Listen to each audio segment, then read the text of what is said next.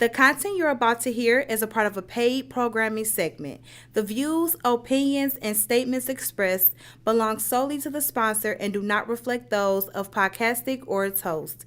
This segment is for informational and promotional purposes only and should not be considered as advice or endorsement. Listener discretion is advised. Hello, sisters and brothers. I'm Skip Turner. I invite you to join us March the 21st, 2026 for a night of honor hosted by the UAW Region 1 Men's Council. This black tie event recognizes men of the labor movement who have shown leadership, service, and commitment to those working people. It will be a great night of fellowship and recognition. I hope to see you there because the more you give, the more you receive. Material, physical, and spiritual, without reservation, without limitation, prosperity.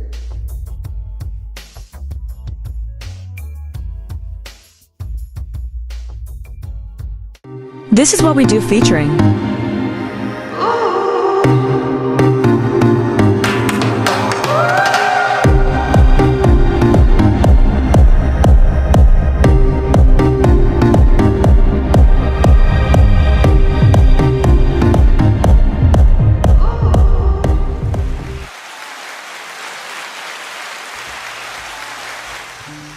Good afternoon and welcome to This Is What We Do. Before we begin, we're going to begin with a word of prayer. Lord, we thank you for this day. We thank you for the blessing of us being able to come together and to bring light to everything that you have called us to do on behalf of working people to ensure that they are able to not only be their own heroes, but to discover that faith and labor are mutually intertwined. We ask that you continue to bless this podcast, bless our director, LaShawn English, and bless entire UAW Region 1. Amen. Amen. All right, so welcome to This Is What We Do. And I am excited because today we do have our director of UAW Region 1 here with us, Director LaShawn English. And we're here to really talk about this past weekend. And I'm a little hoarse and a little tired, but mostly because we had such a great time this weekend.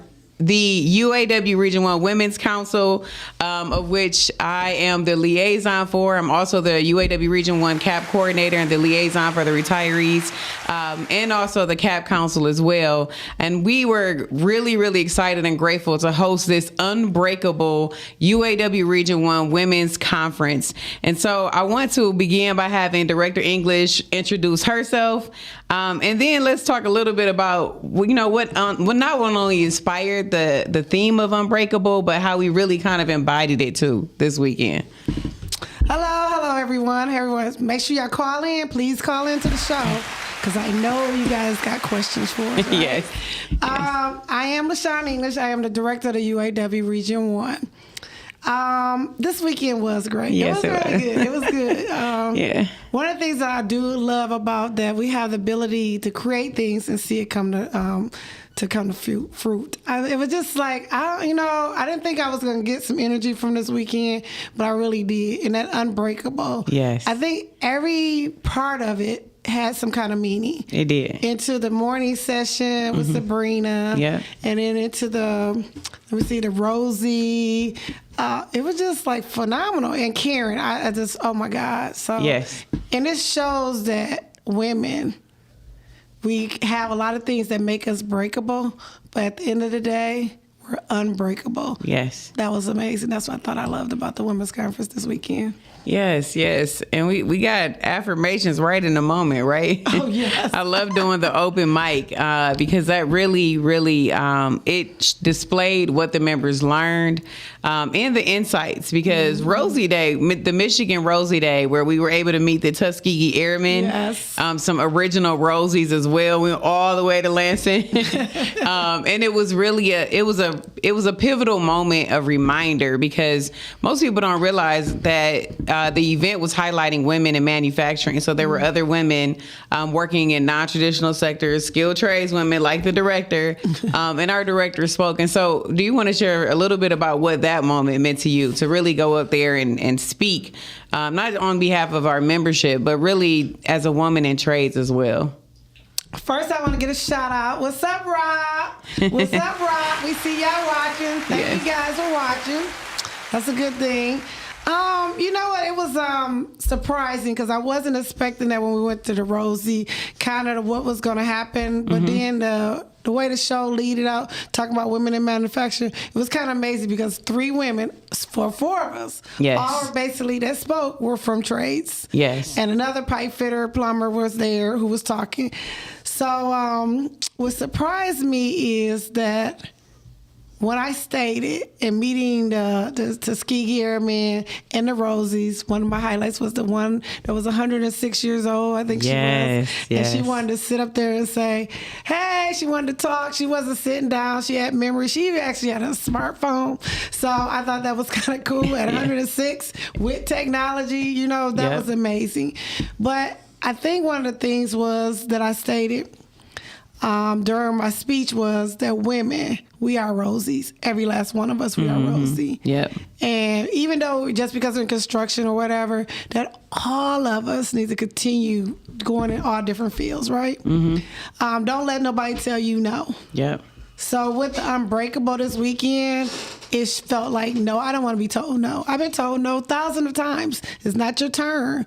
No, it's no. So just imagine the Rosies felt that way. Not your turn, but we need you now. Isn't it funny that all of a sudden somebody can say, I need you now when they can't get anybody else. Right. But the moment they get someone else, they don't need you anymore. Yeah. It was like the Tuskegee Airmen. Okay, we need you now because we couldn't get anybody else. But now I need you. No, we need to be needed all the time. And I think just even being in skilled trades, and we did have a skilled trades class at the region. And some of that conversation was just amazing because letting the women know it's okay to get into trades. It was just great. Yeah. So, I think I kind of liked that. I did.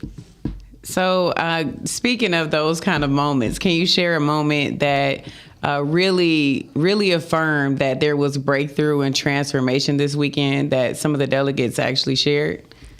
One that really kind of stuck out was one of the members asked. She said she really liked it, the Rosie, but she didn't know what the Tuskegee Airmen were. Yeah. And I think when the women, at first the women was like, oh, why you don't know? And I was like, hold on, let's explain. We're not here to break anybody. We're here to let people speak their truth, and we're here to educate. And it got educated real quick. It did. And Chrissy, who was on the council back in the day, her story really resonated to me because she says one of the Tuskegee Airmen who had created a cancer research, and she's here today because of that. And I think that was one of the greatest breakthroughs to me to hear that, because I know how hard Chrissy had went through breast cancer. And just imagine they telling those Tuskegee Airmen, you don't belong. And this man took a cancer research and developed, and I think she even stated they wanted to take it from Kamoma, I think did she say they wanted to take Kamanos, it? Kamanos, and then he was like, no, and he's doing something at the Southfield, and it was just amazing. I think that was my biggest breakthrough to hear that young woman. She loved the Rosie, but she didn't know what it mean, that part with the Tuskegee. I thought that was really good, but it was a lot of stories. Yeah, because I think one of the biggest things we don't share is that often the union exposes people to things that they don't know. Right. We educate, we train, and we expose them, right? The Tuskegee Airmen were pivotal during the war because they would not have been successful because it was interesting, the red tails that were on, because they have them on their jackets. They had on the yellow jackets and they had the red tails. And that's what they called them because the red tails were known to bring back the pilots. And so that's why pilots, when they saw them red tails, they knew that they were safe. But it was good because also I think it was really teaching us all too that the smartest person in the room is all of us, right? Yes. That we all can learn from each other. And I love Chrissy being there too, because it's intergenerational, right? Yeah. She's been there. She was on the women's council when we was on the women's council, right? Before we ever got into any leadership positions. And I thought too that the conversation on Mean Girls, because it's all this stuff about Mean Girls, right? But really, I think the training this weekend, along with Dr. Sabrina Jackson took it to another level. What were some insights that you heard from women who took and really it was combating toxic workplaces? And so to me, it really got deeper than we had just in conversation, right? So when Chantel, who I know have took the Mean Girls when we at another time, when she said it was 2.0, that let me know it was 2.0. Yeah. You know, I thought that was from Local 7. Chantel from Local 7, she was like, that was 2.0. Yes. And then I was going classroom to classroom having some conversations, but I did sit in there. And when she said, with me being in there, they wasn't still scared. They were still talking and getting the message, you know what I mean? And I thought that was amazing because, I mean, we talk about it all the time. Me and you talk about it, Mean Girls, all the time. It's a term, but it's men get mean. It's bigger than Absolutely. what we think, you know. And we started it based on something that happened where we were saying, me and you had a discussion, was like, we need to develop something about this Mean Girls. Do you think Mean Girls only exist when you're in high school and it should stop? Yeah. So I think that right there, so many women got actual names. Or the one young lady that stood up and said, what did she say? She said, I'm going to have different conversations now. Yes, yeah. She's like, I'm going to have some different conversations. Yeah. I think she recognized that she was somewhat part of the Mean Girls, but not in a way that she considered to be a mean girl. Yeah. And then another young lady, which amazed me, she said she was the only child. And when she thought, she said she goes around and people tell her they don't think she speaks. She even went to your church too. Yeah. And she rushed out. I talked to her today. She said, I don't talk to nobody. And she said it opened her up. That's the amazing thing about it. I think it made you see yourself and also see others. Yep. And the impact. Dawn, look, Dawn over here watching. Hey, Dawn.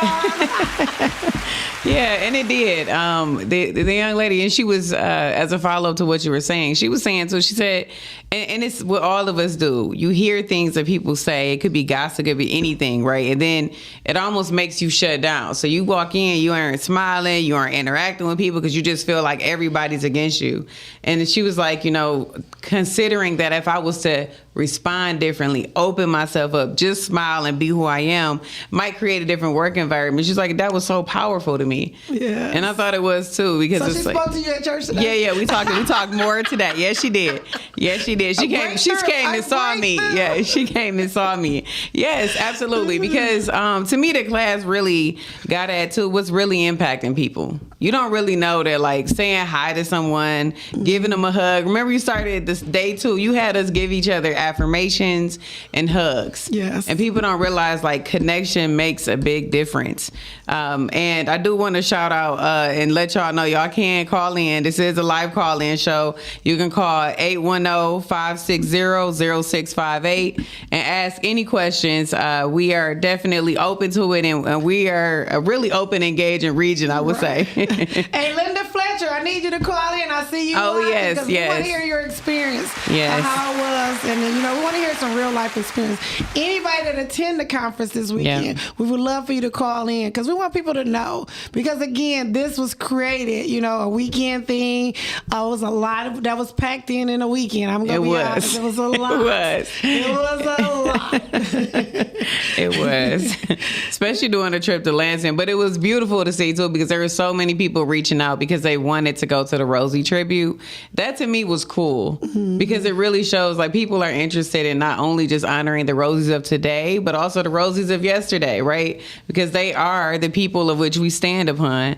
And so I wanted to ask, too, because I think it's funny. People don't realize, but when we were doing a call letter, remember that? And you were like, no, we're not doing these courses. And look, she looked at her face. She said, we're not doing these courses. And people don't realize, like, we have such an engaged director. Like, she really is more engaged about and more tapped into what the members need. And so when you thought about even how to stay and how to get and stay elected, right? We thought about that class. What did you have in mind? It was interesting too. A lot of feedback on that class. We really did. We really got a lot of feedback on that. You know what I learned? A lot of women and men, because there were men in the class too. We did that. Shout out to the men that attend this weekend. Yes. You realize that a lot of people don't understand the process, right? Yes.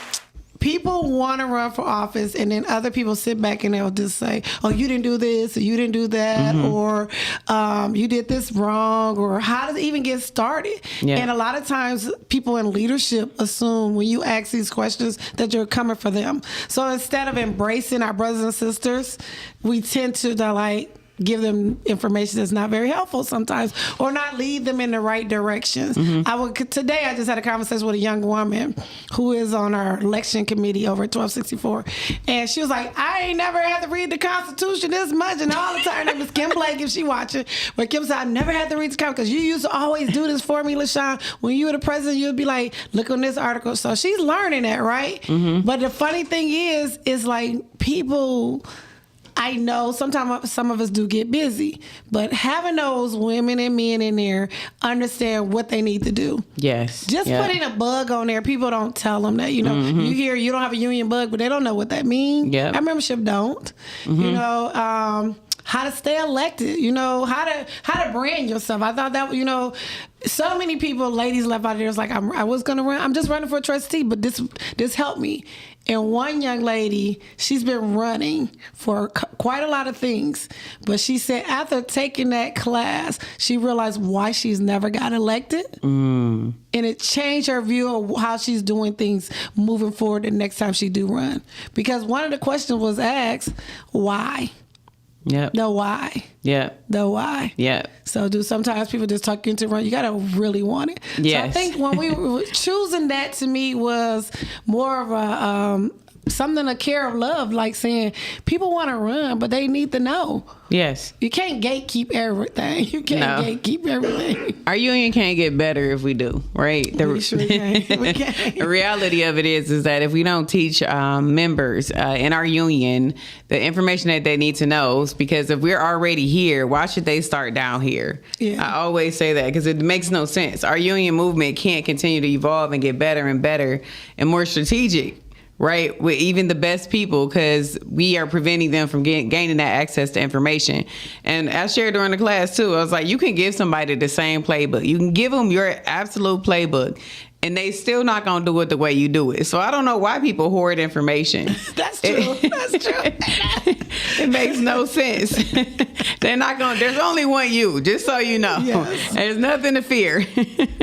But I thought too, one of the things that I thought was really good was during the open mic, hearing the instant feedback on each class, because you actually asked each delegate, okay, you took the effective bargaining. So that was another class that we had, and it focused on work and family issues, right? Because a lot of us don't realize, like in the TOP sector, where they have more women at the bargaining table, but they're addressing the issues that work and family need, right? Yes. Oh, and yes. It was interesting too to hear their insights, right? Yeah. I think the retirees, I see Sheila on there. Hey, Yolanda.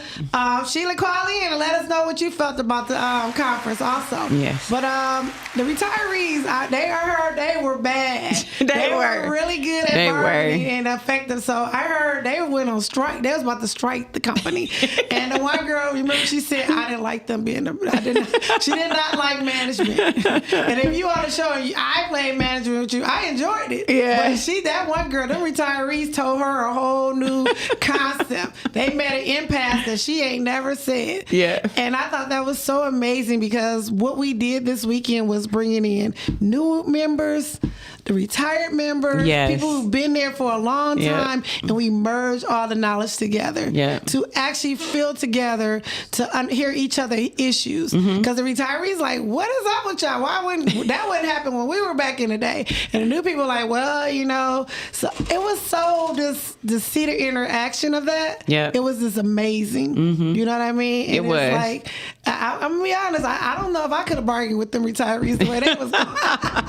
No, and that was beautiful, like having that intersection. And actually, a member came up to me at the end of the conference and asked, because they said, we want to create something to where active and retired members can come together because they want their wisdom. And that is what they brought into every class. And it was funny because they almost left the staying elected class. And then they were in there giving all kinds of wisdom and insights and teaching the young people. And they were like, oh, we glad we stayed now. But I think that's the beauty too of educating and training people and giving them the space where they feel comfortable. Like you said, when you came into the room, nothing shifted. That's the way it should be when leadership comes in the room, right? You're not afraid of them. You know, you can talk to them. You know that they're accessible. One of the retirees got up and said that too, right? Yes, she did. Yes. She's like, it was the first time that they've had such accessibility to the director. And these are realities, right? Yes. And it's a testament to the energy that you bring to the region. Yes. Yeah. It's what I believe. My why was that. My why was my feeling, the desire to make sure that I leave this union behind for someone for the future. That's my why. My why is it doesn't matter. Every person is treated the same. Yeah. Every single person. Yeah. This is our union. This is our house, which I truly believe is your house. And you got to feel comfortable in your house. Yes. You got to know that if it's your house, then if you believe in your house, then you're going to fix up your house, right? Yeah. If you really want to stay here, you're going to be going around buying new curtains and stuff. You're going to buy stuff. Some people just live places and they plan on renting. I want ownership. I want ownership in the union. Yes. I want you to own the union, not rent it. Not renting for a time being. I'm investing. I want you to invest your desire. So your down payment is for longevity. The 30-year mortgage is, I want you to give it all to your house. The Region 1 is your house. Yeah. Yes. And it's moving like that because all week we had winter school earlier this week. The region was on and popping this week. We was doing all kinds of educational training. Yeah. And do you want to share? Because I will tell you, I was so adverse to AI, and it was, and the director really taught me just like what it is like to use it. And the reality of it is, if y'all got a phone, y'all using AI already. Yes. People have no clue. If they want to know something about you, they already know. I'm just gonna be clear. Ain't nothing done in secret anymore, so you can just let that go. Yes. But just share some insights on like what motivated you to do that, because I think you're like the first director in region to do this kind of work, right? Yes, no, yeah. Like it's kind of like, well, I started with the staff. I was like, hey, it's a tool. Yeah. AI is a tool. Yeah. And again, that's part of me believing in education. Yeah. Believing in building some, I think it's like skilled trades. One of the things that I learned to put the two together almost like this. A lot of times women don't want to get in trade because the job seems difficult, harder and stuff. But people create different tools to make the job easier. I even made a joke like, there's a bigger pipe wrench. You just can go get a 2-footer or a 3-footer. And then guess what? They start making those in aluminum. So guess what? Aluminum is a lot easier to help carry metal. So again, it was a tool that made me say, okay, I can screw this as tight as any man. It doesn't always take strength with the strength. There's other things. You can put a pipe on top of the pipe wrench and pull it down just as hard, right? So that's what AI is. AI is just something that said, okay, maybe I may not got all this time. I can get better and faster. Yeah. It's like Google. You started using Google. So when we brought someone in to explain what it is, it's a tool. Yeah. And your job eventually like a tool. It may eliminate some jobs, may not. But whoever used the tools will keep a job longer. You get what I'm saying? It's going to make your productivity go easier. Yeah. You know, so I may get done faster than you. So the boss is going to keep me. So it depends on what job I have, right? So one of the amazing things that I love that the retirees, because they already been on me about their videos and they want to do this, and it was like, hey, we learned so much with the AI training. We were skeptical about it, but they were really said, hey, this is it. And I took that concept from when I was the president at the local, because retirees were scared to even using computers at the time. And at one time, the company gave us free computers. Retirees were like, hey, I don't want to use a computer. Yeah. Well, think about it. No one even have a big old computer at home anymore. You got a laptop, maybe some monitors. But again, the life is going to evolve. You got to be part of it. Think about, when I was younger, I had a rabbit on top of my house. Those don't exist anymore. They forced you to go into that system where you got to take them down. Yep. So either you're going to be what I always say when we talk about CAP, on the menu. Yeah. We're Right. going to be purchasing something, right? Yes, yes. So we don't want to be on the menu. I don't want my membership in Region 1 to be on the menu. Yeah. So, I want them to be part of the discussion. Mm-hmm. And then when we're having discussions about contracts, we can say, okay, we should be part of that technology. Yeah. You know what I Yep. mean? We should Yep. be part of it. Yep. But if no one's talking about you, and you ain't having these discussions, what's going to happen? Someone else is having. The boss is having these conversations. Mm-hmm. Believe me. But it ain't even just that. It makes your life at home even easier. Yeah. Yep. It's just like back in the day, I used to say, you were rich as you had a encyclopedia in your house and you had to go to the library. But guess what? Everybody's rich because they have a encyclopedia Right here on your their phone. Yes. Nobody can't even tell you that the sky is. My father can lie and tell me the sky was purple, and I might have would have believed it. But guess what? Now I can Google it. Yes. Say you're not telling You can the truth. fact check. You can't Yes. lie to your kids Yes. anymore. Yes. They'll Yes. fact check you. Yes, they will. That is Hey, for sure. JJ. Yep. And speaking of that, because I know that you've also been pushing to do AI committees because, Yes. AI is impacting our work too, right? Because a lot of our members express concern about that. Mm-hmm. And I know as the Michigan and as part of the Michigan AFL-CIO, we just introduced the RAISE Act to put guardrails on AI. But do you want to share how you really have been pushing to get worker committees to really identify, how is AI impacting our workplaces and what we can do? So yes, we got so many Yes. different sectors Yes. in Region 1. I mean, Yep. we even got dog catchers, we got limousine drivers, we get bus drivers. So we have different sectors, right? Mm-hmm. So I wanted each location. I'm still working towards it, and it's Yep. going to happen. Yes. We're going to have each location create their own AI technology committee for the thing, for their location. Mm-hmm. Because again, contract is coming up. Yep. So you need to know before putting in demands what it is. I can't tell you what's going to need it for your location. I can't tell you what's going to do it. You know what I mean? We got people talk about these robots. We did just have talk about robots at the GM Council. But it's a ways away on certain things, but it's not on everything. You know what I mean? It's not. So if you're not about the technology, it's going to be a problem. Yeah. So I want each person, even my organizers, and they're going to have to use that because you can compare wages and understand. It's just so much you can do with it. Yep. So that's why it's so important that each person understand.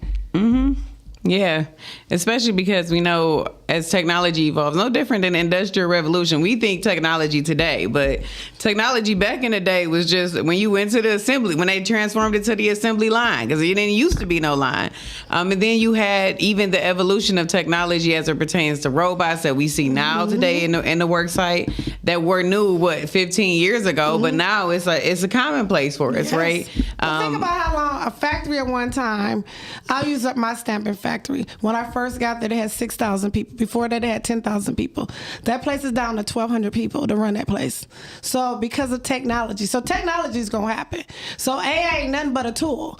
So for somebody to be more faster, efficient, or whatever, but know how. Think about how many people own a house phone now. So think about it. It used to be a time that you called an operator. And I thought about that lady, that Rosie was 106 years. And I said, think about all the things that she went through. And here she is with a cell phone, not a flip phone, a cell phone at 106 years old. So Yeah. she went to the part where you had to call an operator. Probably couldn't even afford a phone. Probably was some phone that somebody had next door lived in. You used to have to call people that live down the road, Yeah. and then they run across the street, so you got a phone call, right? Then she went from that, where it was an operator that was doing your phone calls.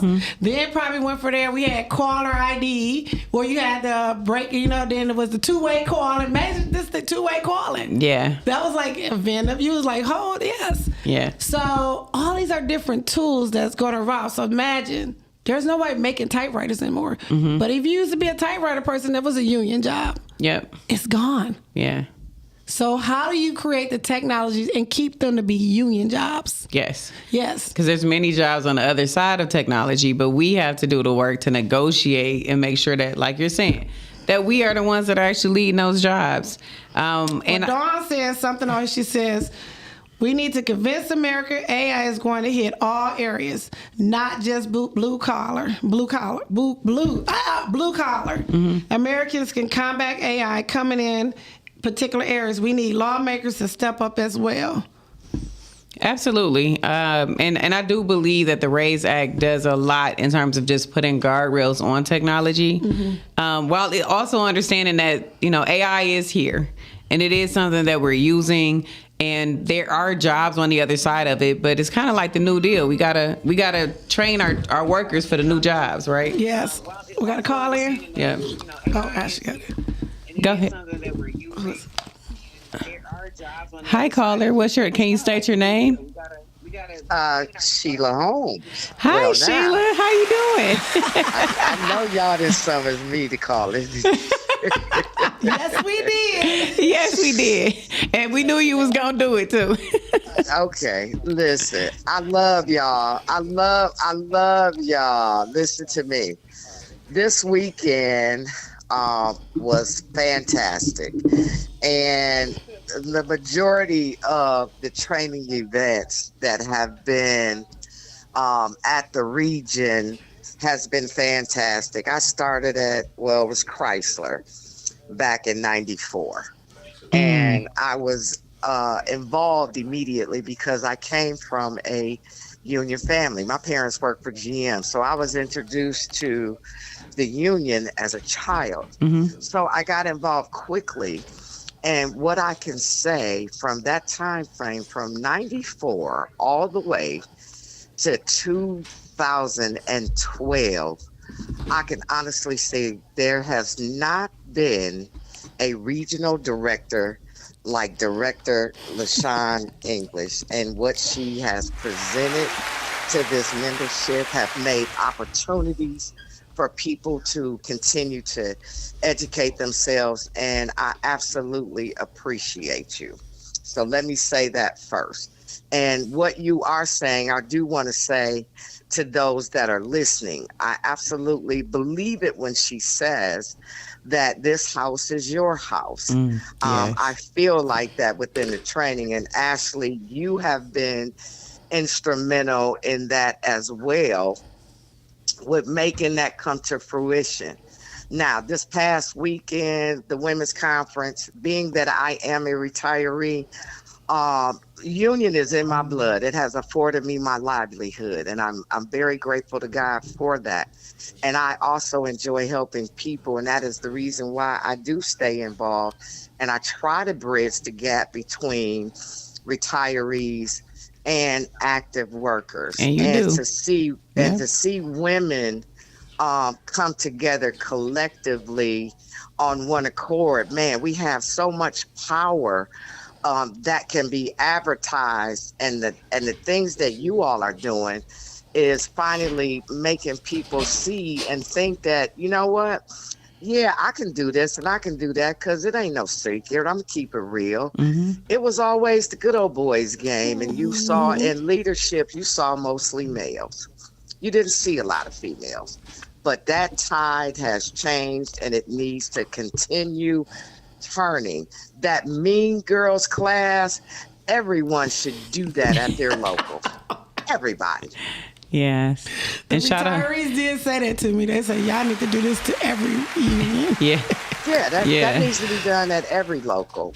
Every women's committee should consider getting with their education committee and trying to do that. But the effective bargaining, LaShawn, you said it best, man. During bargaining time, some of the stuff that they were sharing and saying that they was happening, man, we didn't do that kind of stuff. We wasn't having that. And we stuck together. Yes. Yes. So I commend you all. I am gracious that you guys are always kind to me. I appreciate it, because you don't have to be. Why would you say we and don't have to be? You kill me Well, with that. because aren't you a member? No. Are you a member? I Ain't am no a distinction for member. you. It doesn't matter because you're a retiree. Don't be giving us that bull. Me and Ashley is not taking that. No, Don't have to be. No, you don't have to be. I mean, I'm just keeping it real, even being a member. And I am still, by the way, a dues paying Yeah, member. we I'm know, not yeah. just a member. I Yeah. still pay my dues. I ain't playing with that. But what I'm saying, you understand what I'm saying. I'm not trying to be, I ain't shooting no shots. But people do need to understand that being a union member and what I call a bona fide member is thinking about the duties that you have and thinking about an injury to one Yes. is an insult to all. Yes. And when you start to get that grassroots type of concept and being introduced to that, I think our tide would turn a little bit quicker. But you know what? I'm just going to continue to do my part of what I can. I share knowledge whenever it comes to me, if I'm asked. And I'm tell you one thing, I don't know everything and I don't pretend to know everything, but if I don't know, I do have the wherewithal to try to direct someone to help you get the information you're looking for. Yeah. Yeah. Yeah. Thank you. Thank you so much for calling So me, Ashley. I love y'all. Love you and too. Y'all Love you keep too. doing a great job. Thank you. All right, bye. Bye now. Bye-bye.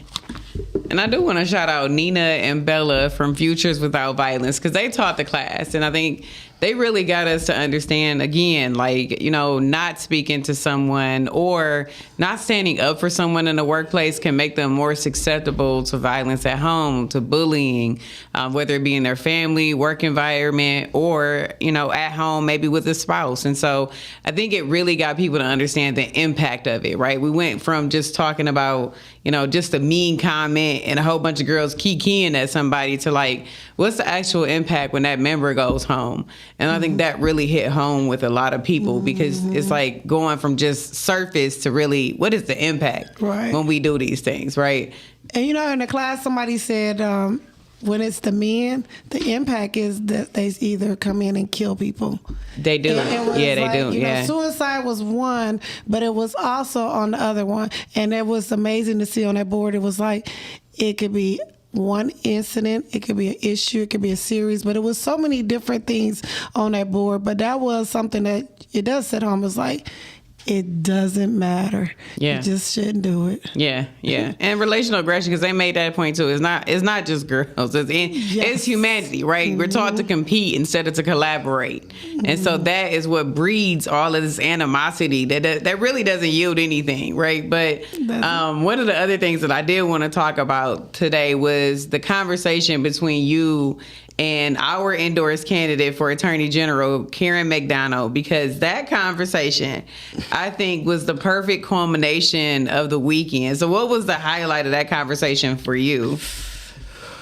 You know what was the highlight is that she came in, and just before she got there, she was somewhat bullied just before she got there. Yes. Yep. And people did not know. They did not know. Yeah. And Yeah. she came in when they were giving testimonies. Yeah. And she was like, what? I need to be here this whole weekend, because that room gave her the energy to like just hearing the testimony from our women Yeah. and what they said, because she just 5 minutes before she got there, she had just got bullied herself. Yeah. And that's the thing about Unbreakable, but that's the thing about being in leadership. It doesn't matter. It doesn't matter, you know, especially with women, you know, like I love what she said about you and I in regards to giving her some real insights of, you know, hey, Karen, you in this. Let's go. Yes. Hey, I don't. Yes, you know, I'm accountability sorry to conversations, cry in right? the bathroom, Yes. but come on back here and, Yes. and face the big girl panties, you know, Yeah. type of thing, you know, and it's amazing to see that. I thought that was a good. What about you? Yeah, I thought, and her, both of you showed your humanity and relationship that's built out of being in leadership and being elected leadership, because you're going to get attacked. I mean, and that was one of the things that I think both of you shared.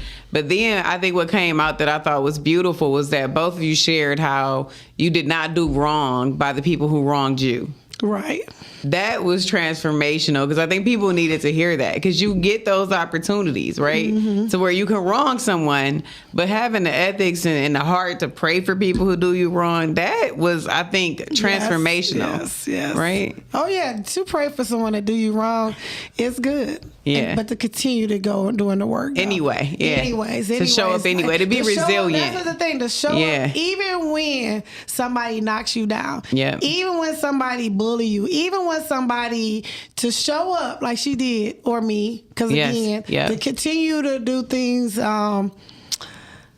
it's hard to be, you know, continue to be bullied or say you're not doing something and knowing you're doing. Because what Karen did say, most women don't wake up. We wake up to change the world. We wake up to do different. There's no knock on no men. Yeah. Let's be clear. I'm not being no knock on men, but we think differently in that concept. When we get in these roles, we get in this role really to do good. Yeah. You know, that is our job. That's what we do. And that's what she stated. And I thought that was just amazing to say, you know, even for me, it's like, I could have, like she stated, she could have made way more money, and her husband even asked her, why you keep taking these jobs that are less than less? Yes. I used to hear that as a person, like, I'm skilled trades. There's people like, most skilled trades don't run for positions. Yeah, because they make money. They make money. I'm not going to say this. You know, plumber and piper, look it up. That's what I'm going to say out there. Look it up. Yeah. But I mean, it's like, because you could make more money, but it's not about the money for me. It's never been about the money. Yeah. It's about really changing the culture, changing what people really want. You know, like I said, again, it's their house, our house. Yep. You know, let's make it our house. Let's not rent anymore. Let's go ahead and sign that mortgage. That's how I've been. Go to that bank and cash it in, and let's go do some things, you know. Yeah, and I thought also about the panel, you actually shared the things that you went through running to be in the position that you're in right now. Yes. And I don't think many people in that room knew that story. No, probably not. No. Yeah. But that was pivotal because I think it transformed how people saw you too. Yeah. Because knowing that you had gone through that and you still, like, even to this day, she would smile. And you've done even for me, taught me a lot about, you know, how to go through that kind of like crucible, right?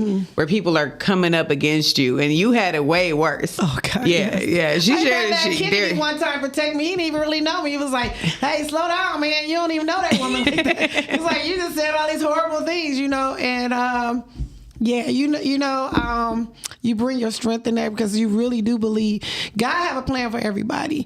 And sometimes he don't have a plan for other people and they can't see that in themselves. Knowing that, you know, someone chasing me into a bathroom, assaulting me in the bathroom, assaulting people that were with me, damaging my car, and, you know, being pushed, actually physically pushed, you know, been called names that I didn't even know even exist in the book. To just because I wanted it, right?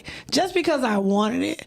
That just let me know that I really was meant for me to do. Somebody was trying to stop me for doing the actual work that needs to be doing. Yeah. And so, yeah, it was good telling my story. And it was good to hear Karen tell her story. Because she been through it too. She been going through it. Yes. I mean, and here she is. Here's a woman who literally, who's, you know, someone killed someone whose parents knew their child was doing all these things. Yep. And she charged him. Yeah. You know, imagine how much heat, but how much pressure it took to do that, right? The threats she received, you know, her male dominant partners, people that she used to be, you know, work for them, and now she's their boss, and still, you know, that's the feedback, the pushback. But at this again, she still continued to push through what she doing every day. Yeah, and she took the first case on in the nation. Yes. Prosecuting parents because of what happened. And for those not familiar with the Oxford school shooting, they armed a young man that they knew was mentally disturbed. And they gave him a gun that resulted in the Oxford shooting that we know in Michigan. But nobody, even despite this happening before, nobody even considered prosecuting the parents. And her doing so took more than what people realize. And she talked about her faith too, because I know I always have to remind myself when people do you wrong or when you feel persecuted, they came after Jesus, so we in good company, right? That's true. Yes. I mean, and that's where the Unbreakable comes from, right? Yes. That's where the Unbreakable come from. Yeah. I think that's where we brought the Unbreakable because, again, they tried to break us. Yeah. They tried to break us. Yeah. They tried to break me numerous times, but guess what? You got up anyway. I got up anyway. Yes, you did. I got unbroken. And you showed up. Yes. And you know, and showed out. It's one of the things I do stay on Ashley about. Like, at the end of the day, Ashley, they're broken. And broken people love to try to break people. And you have to have faith in yourself and to continue to walk in the path that's for you. And those are just obstacles. And sometimes, you know, we had this, they call Ashley, I'm not going to cuss on this thing, but call her face a resting face, let's call it. And I would say to her, she said it to me, the director said I'm messing up her pictures with this resting face. And what I realized, she was always thinking, but I'm like, Ashley, let it go. Yeah. Things you can't change, you can't change. Things are going to be there, it's going to be there. But keep being you. Stop allowing other people to make it, who you are. Because you're such a wonderful person. Most people, everyone's wonderful. But it's like, sometimes those broken people want to unbreak you and break you to the point that you can't be you. That was what I really got out of this weekend too, because there was so many women who did come to me at the end of the day and says, I really needed this. Mm-hmm. I really needed this. Yes. Yeah. And to me, that was the energy. Because sometimes you need that to keep going. Yeah. Sometimes they need that to keep going. Yeah. One thing, none of us are breakable. None of us. People want to break you, but you're not breakable. Yeah. That's what I do like. Yeah. Yeah. And I feel like we brought back a lot of history too, because many people don't know the Women's Council started at Region 1. Yes, it First did. conferences were happening at Region 1, just for people to know. Like, that's really where all of it birthed. And so I felt like it was not only a reigniting, but I felt like too it was a culmination of even our connection too, because our coaching now became education and training to help other women that we know are enduring similar issues. Like this weekend, I had a few women come up to me with workplace issues, and I know you did too. And just teaching them on like how to handle it, because they deserve to stay and remain in the workplace, right? Oh, yes. And they just don't know, how to stand up for themselves, what to say. Because a lot of women just shut down. They won't even talk in a disciplinary interview. They'll just shut down and say, all right, well, I'm just going to take this. And you don't have to. Just teaching people the words to say, what to do, and I know it was a lot of members pulling you aside this weekend. Yes. Yeah. You know what? That's the thing I think as men in leadership. Sometimes sometimes women just want somebody to listen. Yeah. I think, we need to do a class on what the men listening to women, because they're in leadership. But sometimes women just want the men to listen. Mm-hmm. And this weekend they heard that other women were having problems, but we actually had men teaching a lot of the classes. Yes. And which was like kind of designed by purpose. It was just a little designed by purpose. Yeah. To actually women opening up where men were in the position of teaching the classes, right? Which was like amazing. Mm-hmm. And those guys were giving them insights. Yep. You know what I mean? And they enjoyed it too. They did. And I think every last one of the men, Sammy, and Sean, Orlando, Casey, Jason, I think they learned a lot themselves that they just wanted to be heard. Yes. And me as a director, the guidance that I gave them, like this is how you settle the solution. One young lady was talking about her skill trades, and she was like, well, I'm receiving this and I'm receiving that. Then I had the conversation. I said, no, you're doing it wrong. Well, nobody never told me. Okay, well, nobody, I'm telling you now. Mm-hmm. She's like, really? I said, I'm telling you right now, this is what you needed to do. She said, well, somebody would have listened to me like 3 days ago. I'll be done. I said, I know, but we're going to fix it right now, right? Mm-hmm. So she texted me this morning and said, hey, I talked to my leadership and we had a great conversation and he understood what I said. I said, maybe he wasn't hearing you, right? Yes. And that kind of coaching matters, right? Mm-hmm. All right, we have a caller. Caller, can you state your name? Yes.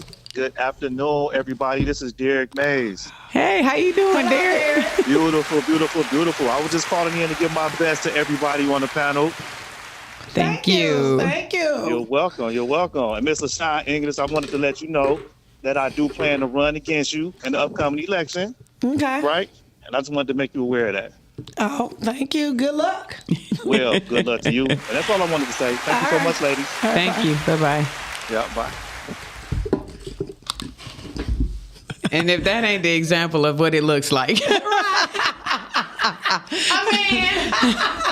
Well, and two, yes. I think there's always a place for everything, right? And one thing I do think that I love about your leadership is that you've even displayed for me to see, rising above. Like we talk about what Michelle Obama says, when they go low, you go high kind of thing. And it's like at the end of the day, how we run an election, because we talked about that too, right?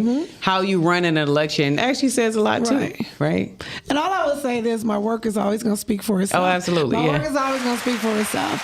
Hey, anybody, like I would say this, everyone has a right to run. So Yeah. no, everyone has the right to run.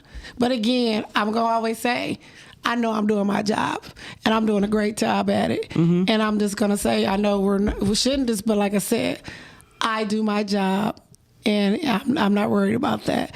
I'm worried about to continue to helping the people and continue to grow in my membership.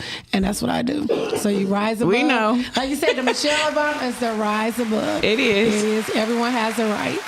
Yes. It is. And I know one of the beauties, and that's why I love that you taught the class on staying and getting elected, and really told us to do it too, because the reality of it is you're a 3-term president, 3-term recording secretary. You know a lot about elections. Yes. And was on election committee. She even gave us insights on some of the Department of Labor rules I didn't even know about. Yes. Monique, what's the call? One more. So the call-in number is 810-560-0658. Again, 810-560-0658. Yes. Yeah. And you told me about that too, because I remember you told me it was a whole other plant that came into your location. Oh, yeah. And somebody ran against you. And Yes. you, Yes. And one thing I'm gonna say about you, like the retiree said, they saw you out in the rain.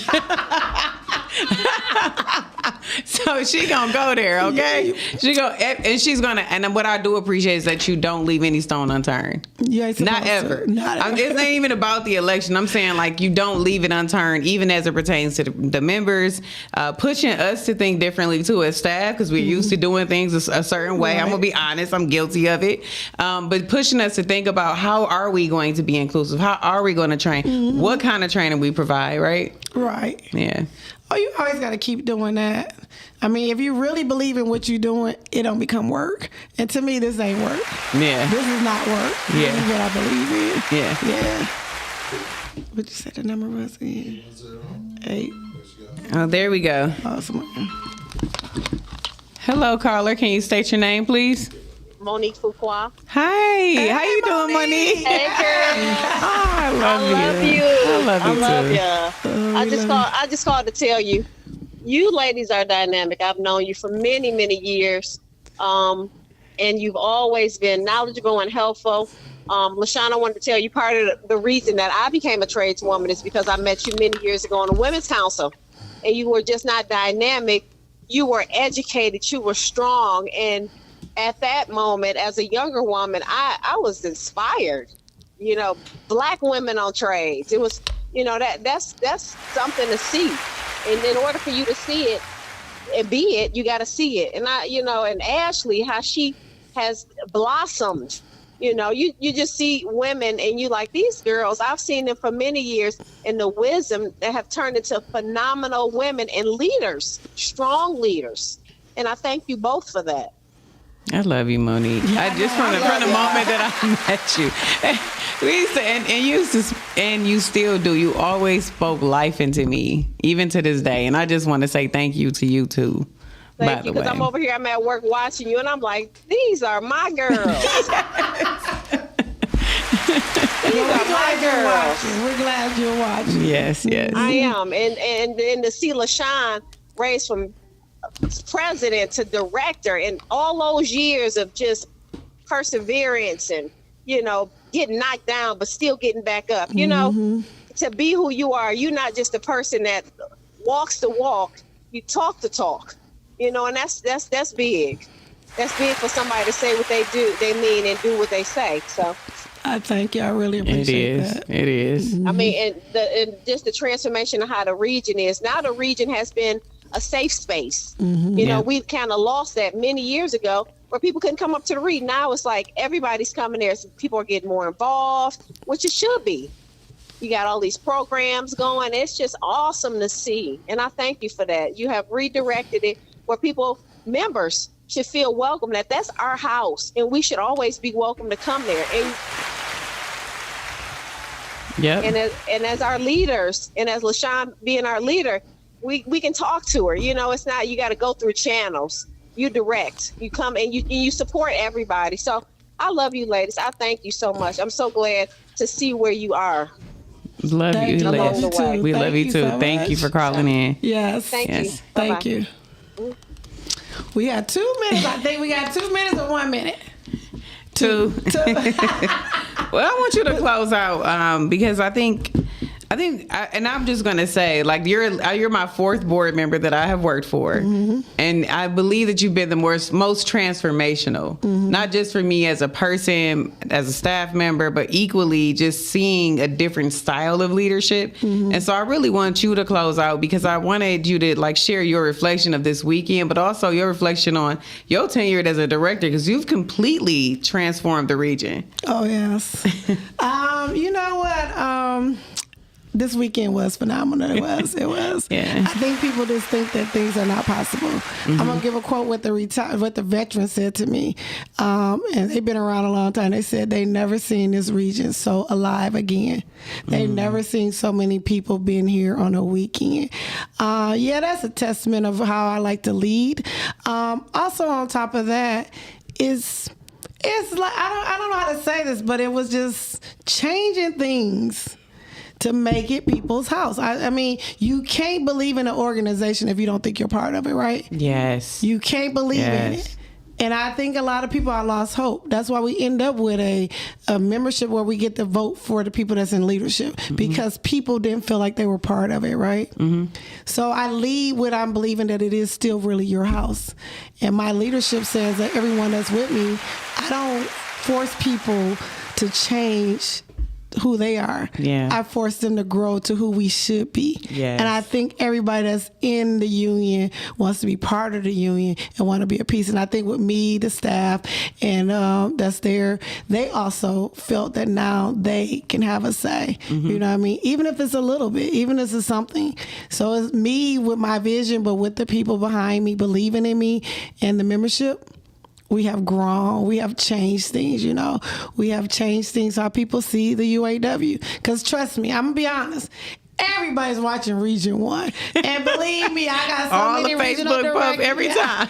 Every directors were pretty much pissed off right about me because they say, y'all do too much. And you know what I tell them? We ain't doing enough yet. We are not doing enough. And we're not done. Yes. And we're not done. Yes. Yes. Absolutely. Absolutely.